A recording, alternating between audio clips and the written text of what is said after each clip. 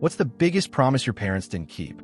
My parents told me they were saving money for my college. They said it was locked away in a fund just for me, so I grew up believing it. Anytime I asked why we didn't do family trips or why I couldn't get new clothes like the other kids, they always reminded me that everything extra was going toward my future. So I trusted them and didn't complain. I worked hard, studied a lot, and focused on grade instead of fun.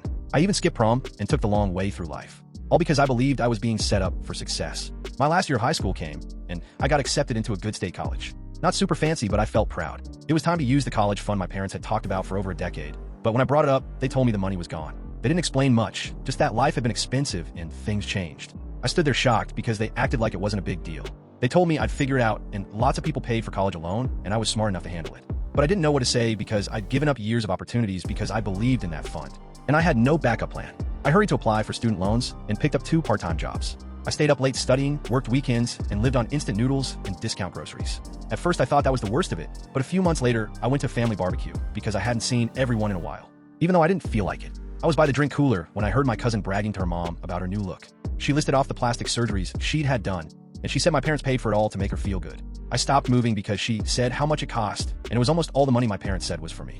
I left without saying a word, and that night, I asked my parents if it was true, but they didn't even try to hide it. They told me my cousin had been insecure for years and needed help more than I did, and giving her confidence was more important than helping me with school. They told me I'd be fine, but that night, I packed my bag and left. I stayed on a friend's couch for a few weeks. I stopped talking to most family except my aunt who my parents warned me to avoid, but I had nothing left to lose, so I went to her. I told her everything, and she listened quietly, but then she told me something I'd never heard before. She told me she needed money years ago for a life-threatening surgery, so she went to my parents for help. They told her no because they were saving the money for my college, and she believed them, just like I had. My parents gave the money to whoever they wanted to impress. It was never really for me. I was just the excuse. After that, I stayed close with my aunt, and she became the only real family I had. We spent holidays together and talked every week, something I never had at home.